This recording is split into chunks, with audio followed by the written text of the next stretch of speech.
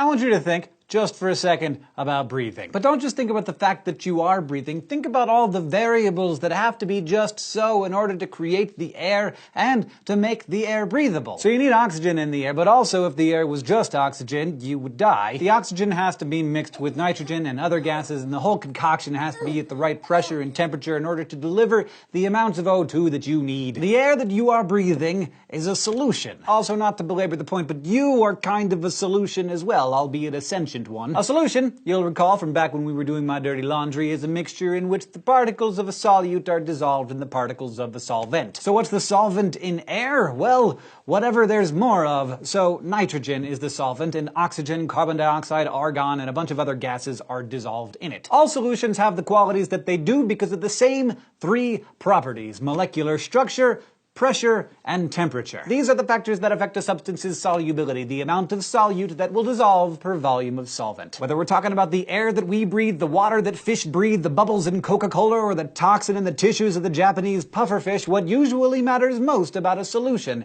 is how much solute is in it.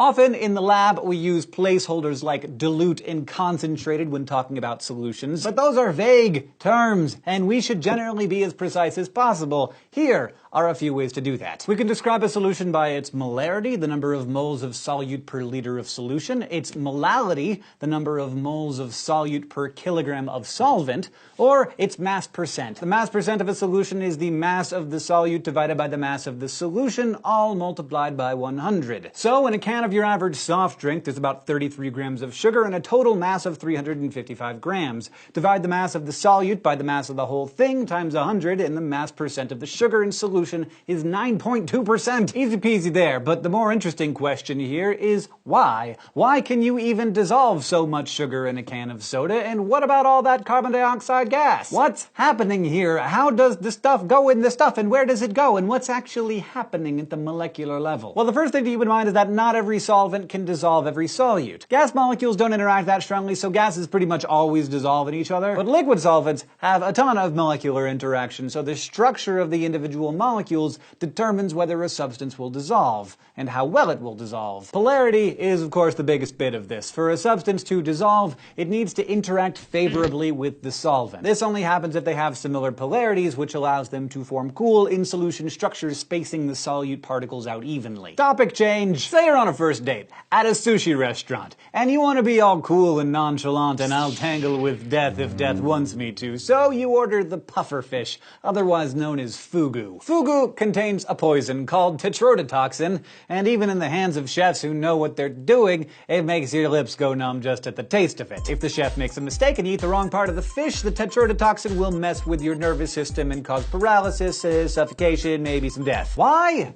Well, in part because of its polarity, and yours. Tetrodotoxin is covered on its outer surface with polar alcohol and amine groups, so it dissolves easily in polar solvents, like water. And who's made mostly of water? So if you've watched Crash Course Biology, you know all about sodium channels, the tunnels on the outside of nerve cells that allow them to communicate with each other. Well, tetrodotoxin is really good at binding to those channels, messing up your nervous system and killing you. Because it's so polar, and your body is just one big aqueous solution, tetrodotoxin pretty much has free reign to just jump on every sodium pump you got. Now on to the next attribute that affects solubility. Let's assume that you've survived the first course of your meal and you order a soda pop. To get all those little bubbles that make carbonated beverages so refreshing and tingly, carbon dioxide must be dissolved in the water. But how do you shove a gas into a liquid? A gas gets dissolved into a solution the same way David Bowie and Freddie Mercury collaborate.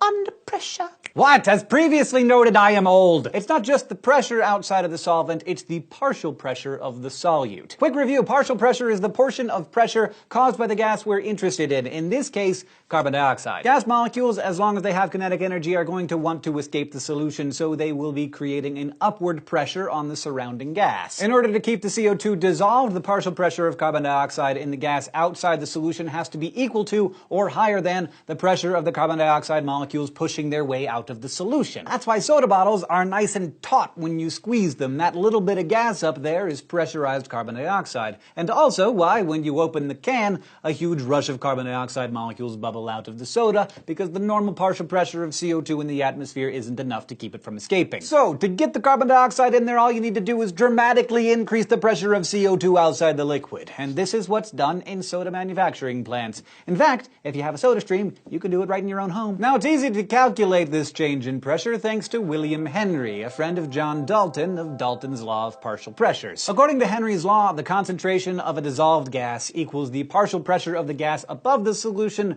multiplied by a constant that expresses the solubility of the gas in that solution. And we can use Henry's law to figure out how much carbon dioxide is dissolved in our can of soda. The pressure of CO2 in a can is 5.0 atmospheres, and you can look up the solubility of CO2 in an aqueous solution, 3.4 times 10 to the negative 2 moles per liter atmosphere. So the concentration of dissolved CO2 is 0.17 moles per liter. Now, there are 355 milliliters, or 0.355 liters of cola in a can. How much volume would that CO2 take up at normal atmospheric conditions? Whip out your trusty ideal gas law, and we find at atmospheric pressure and 298 kelvins, or room temperature, 0.060 moles of carbon dioxide will expand to about 1.5 liters. That's a lot of burps. Something else to keep in mind on date night. Finally, in addition to polarity and pressure, it's temperature that affects solubility in the most complicated and therefore interesting ways. When we're dealing with solid solutes and liquid solvents, their total solubility generally goes up as temperature increases. This is a fact that you already know if you've ever tried to put a bunch of sugar into your iced coffee. The solubility of gases, on the other hand, is the exact opposite, because colder molecules have less kinetic energy and are less likely to escape the surface of the liquid. So the upward pressure they exert is lower than it would be in a hot liquid. That's why it's safer and cleaner to open a can of soda pop when it's cold rather than when it's hot. While this phenomenon might result in a bit of a mess in your house, it's a much bigger deal for fish, who need oxygen dissolved in water to, breathe. At 4 degrees Celsius, the solubility of oxygen in water is about double that of what it is at 25 degrees Celsius. Trout, here in Montana, are highly evolved to that nice oxygen-rich water. But summer heat waves can cause the amount of oxygen in the water to drop dramatically, and cold water fish can get pretty unhappy. Also, a little dead. Fortunately for fugu, it's a tropical fish, so it's perfectly evolved for 25-degree water. And unfortunately for all of us, that brings us to the end of this episode of Crash Course Chemistry. If you've been paying attention today, you learned that solutions can be described in terms of molarity, molality, or mass percent, that polar solvents tend to dissolve polar solutes, and nonpolar solvents tend to dissolve nonpolar solutes. You also learned about Henry's law, which states that the concentration of dissolved gas equals the partial pressure of that gas above the solution multiplied by a constant, and that there are a lot of burps in every single can of Coke. This episode of Crash Course Chemistry was written by Kim Krieger, the script was edited by Blake DiPestino and myself, and our chemistry consultant was Edie Gonzalez. It was filmed, edited, and directed by Nicholas Jenkins. Our script supervisor was Catherine Green, and our sound designer is Michael Aranda, and of course, our graphics team is Thought Cafe.